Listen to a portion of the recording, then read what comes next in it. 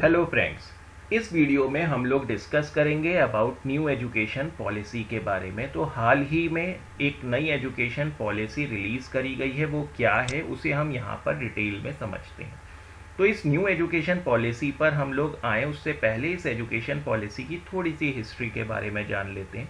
तो education policy में सबसे पहला चेंज जो आया था वो आया था 1968 में। उसके बाद उसमें थोड़ा सा चेंज किया गया था 1986 में, और एक मेजर चेंज किया गया है 2020 में। लेकिन ये सिर्फ प्रपोज्ड है, इसे इम्प्लीमेंट किया जाएगा 2022 या 2023 तक। तो अभी ये इम्प्लीमेंट नहीं हुआ है, ये अभी सिर्फ प्रपोज्ड है और इम्प्लीमेंट किया जाएगा 2022-2023 तक। तो समझते हैं डिटेल में ये न्यू एजुकेशन पॉलिसी है क्या। इस न्यू एजुकेशन पॉलिसी में 10+2 का जो हमारा पुराना मॉडल है उसको रिप्लेस कर दिया है 5+3+3+4 के नए मॉडल से। तो अभी जो बच्चे हैं वो फर्स्ट क्लास में स्कूल में एडमिशन लेते हैं और 10th क्लास तक अपनी पढ़ाई करते हैं। उसके बाद उन्हें कोई स्ट्रीम चूज़ करनी पड़ती है, लाइक मैथ्स, साइंस या बायो या कॉमर्स।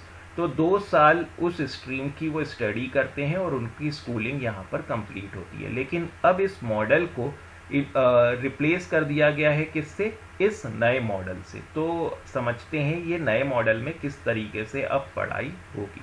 तो ये पूरा नया मॉडल इस चीज़ को ध्यान में रख के तैयार किया गया है कि बच्चों का इंटरेस्ट स्कूल के प्रति जागे और बेहतर तरीके से स्कूल में वो पढ़ाई कर सकें। अच्छा, 10+2 12 होता है, 5+3+3+4 की बात करें तो ये 15 होता है। तो क्या इसका मतलब हम अब बच्चे 3 साल और एक्स्ट्रा पढ़ेंगे? तो इस चीज़ को ध्यान से समझें। अभी जो बच्चों का एडमिशन होता था स्कूल में वो 6ठे साल से होता था, जो फर्स्ट क्लास में होता था।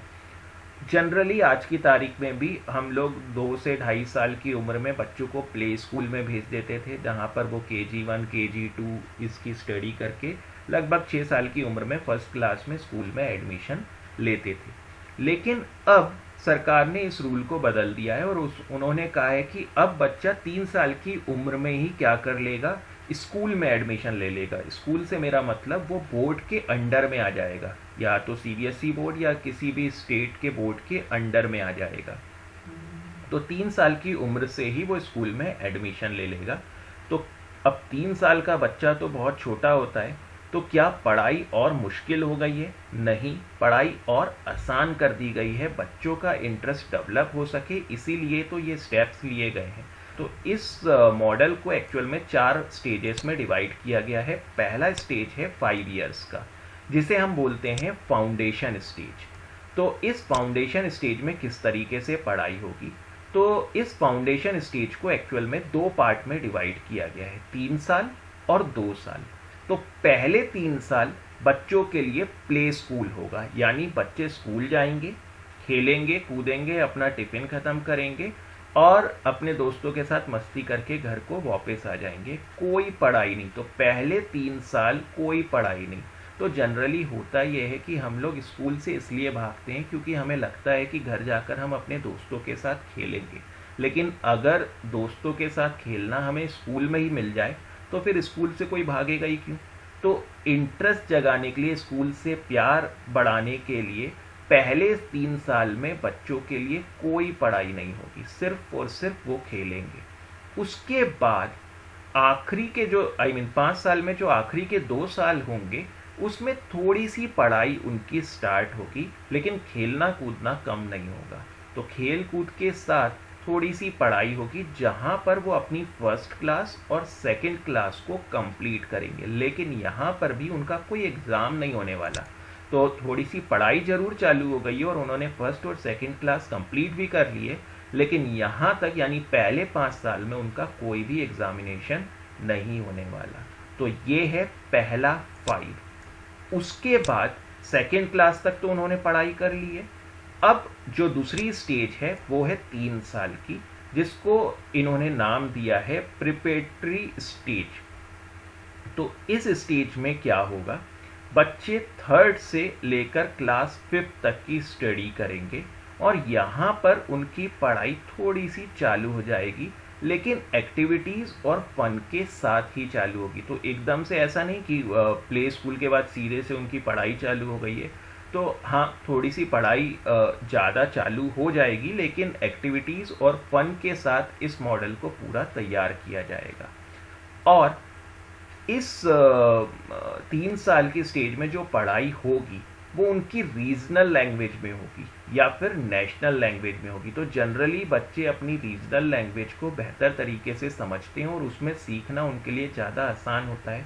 तो इसीलिए ये प्रोविज़न रखा गया है कि स्कूलों को उनकी रीजनल लैंग्वेज में ही पढ़ाना है, लेकिन ये मैंडेटरी नहीं है। स्कूल चाहे तो इंग्लिश में पढ़ा सकते हैं, लेकिन वो फोर्स नहीं कर सकते। बच्चा चाहे तो अपनी रीजनल लैंग्वेज में पढ़ सकता है, यानी अगर वो पंजाब का है तो पंजाबी में, अगर वो महाराष्ट्र का है तो मराठी में, या जिस भी रीजन को बिलोंग करता है उस रीजनल लैंग्वेज में वो अपनी पढ़ाई को कर सकता है। नेक्स्ट, उसके बाद नेक्स्ट 3 इयर्स चालू होंगे जहाँ पर वो कंप्लीट करेगा 6 to 8 की स्टडी। तो यहाँ पर जो चेंजेस आए हैं, इस स्टेज को नाम दिया गया है मिडिल स्टेज। और जो मेजर चेंजेस यहाँ पर किए गए हैं वो ये कि इस मिडिल स्टेज से ही उनकी प्रोग्रामिंग पार्ट चालू हो जाएगी, यानी कंप्यूटर और कंप्यूटर में प्रोग्रामिंग कैसे करते हैं इसकी नॉलेज उन्हें इन 3 साल में प्रोवाइड करना चालू कर दी जाएगी।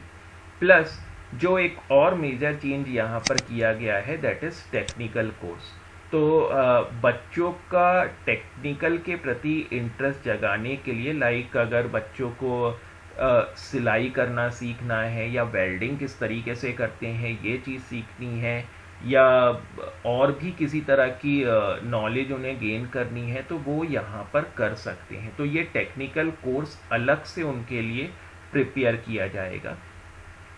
नेक्स्ट, बाकी सारे सब्जेक्ट एज इट इज़ होंगे, लाइक जैसे पहले मैथ, साइंस, सोशल वो सब सब्जेक्ट पढ़ते थे, बिल्कुल अभी भी वो वैसे ही पढ़ेंगे। तो जो मेजर चेंजेस इस मिडिल स्टेज में किए गए हैं वो है कि प्रोग्रामिंग की नॉलेज देना चालू कर दिया जाएगा और टेक्निकल कोर्सेस उनके यहाँ पर मैंडेटरी होंगे जो उन्हें करना ही होगा, ताकि दूसरी चीज़ों के प्रति उनका इंटरेस्ट जागे। नेक्स्ट, लास्ट स्टेज जो होगी दैट इज़ 4 ईयर की स्टेज रहेगी, जिसका नाम रखा गया है सेकेंडरी स्टेज, जहाँ पर वो 9th से 12th तक की स्टडी करेंगे। अब यहाँ पर काफ़ी मेजर चेंजेस करे गए हैं। सबसे पहला मेजर चेंजेस तो करा गया है वो ये है कि अब सेमेस्टर सिस्टम चालू हो जाएगा। सेमेस्टर सिस्टम का मतलब अब साल के एंड में एग्ज़ाम नहीं होंगे, हर 6 महीने में एग्ज़ाम होंगे, यानी इन 4 साल में वो 8 बार एग्जामिनेशन अपीयर करेंगे। तो 8 बार एग्ज़ाम वो देंगे, हर 6-6 महीने में उनके एग्जामिनेशन होंगे। दूसरा जो मेजर चेंज किया गया है वो ये है कि अब ये इनकी कोई स्ट्रीम नहीं होगी, लाइक मैथ्स पहले जो स्ट्रीम होती थी 10th के बाद वो एक स्ट्रीम चूज़ करते थे, लाइक मैथ साइंस या फिर बायो की स्ट्रीम या फिर कॉमर्स की स्ट्रीम, अब वो नहीं होगी।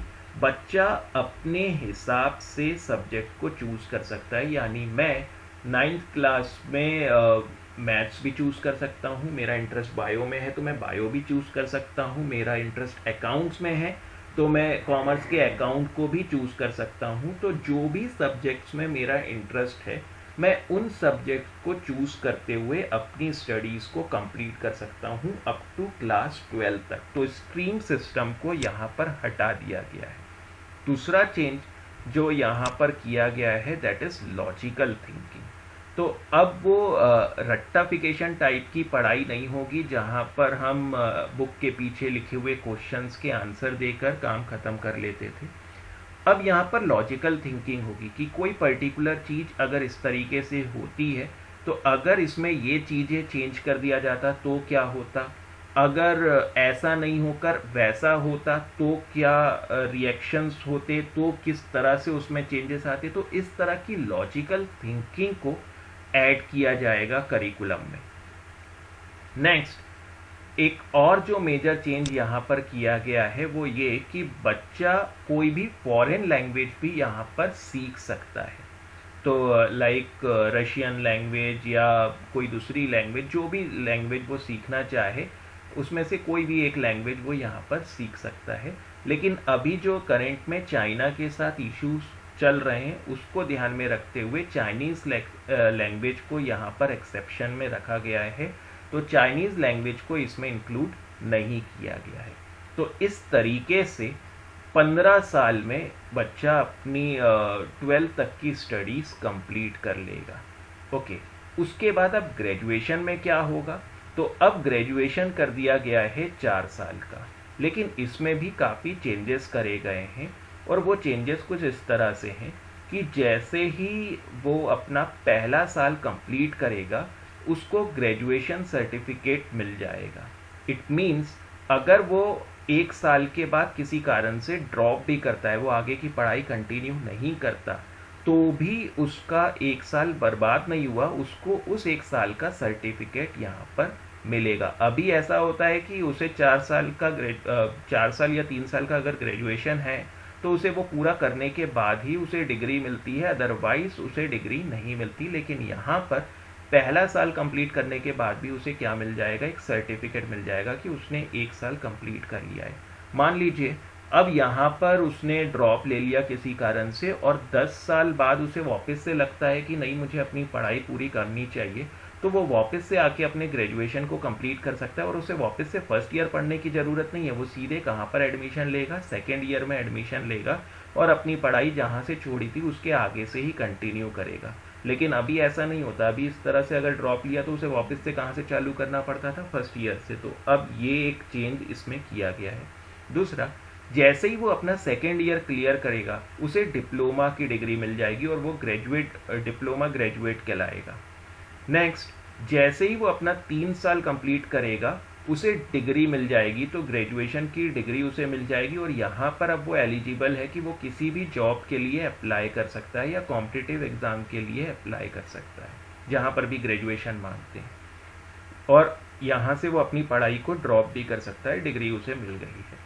इन केस अगर कोई स्टूडेंट हायर एजुकेशन के लिए जाना चाहता है, लाइक पोस्ट ग्रेजुएशन के लिए, तो फिर उसे क्या भी करना पड़ेगा? 4था साल भी कंप्लीट करना पड़ेगा और यहाँ 4था साल कंप्लीट करने के बाद उसे रिसर्च ग्रेजुएट की डिग्री मिल जाएगी। ओके, तो इस तरीके से वो अपनी ग्रेजुएशन 4 साल में कंप्लीट करेगा। उसके बाद अगर उसे पोस्ट ग्रेजुएशन करनी है तो पोस्ट ग्रेजुएशन 1 या 2 साल का होगा, डिपेंड्स कि अगर उसने डिग्री लेकर अपनी पढ़ाई को ड्रॉप कर दिया था और उसके बाद अब कुछ टाइम के बाद उसे लगता है कि उसे अपनी पोस्ट ग्रेजुएशन कंप्लीट करनी है तो उसे 2 साल का पोस्ट ग्रेजुएशन करना पड़ेगा। और अगर उसने ऑलरेडी रिसर्च ग्रेजुएशन कंप्लीट कर लिया, आई मीन उसने ऑलरेडी यहाँ 4 साल कंप्लीट कर लिए, तो उसे पोस्ट ग्रेजुएशन में सिर्फ 1 साल देने होंगे। नेक्स्ट, कुछ और इम्पॉर्टेंट चेंजेस हैं जो यहाँ पर किए गए हैं। वो ये कि सरकार ने अनाउंस किया है कि वो अपने जीडीपी का 6% एजुकेशन सेक्टर में अब खर्च करेगा। तो ये तो जब इम्प्लीमेंट हो जाएगा उसके बाद ही इसके ऊपर डिस्कशन किया जा सकता है।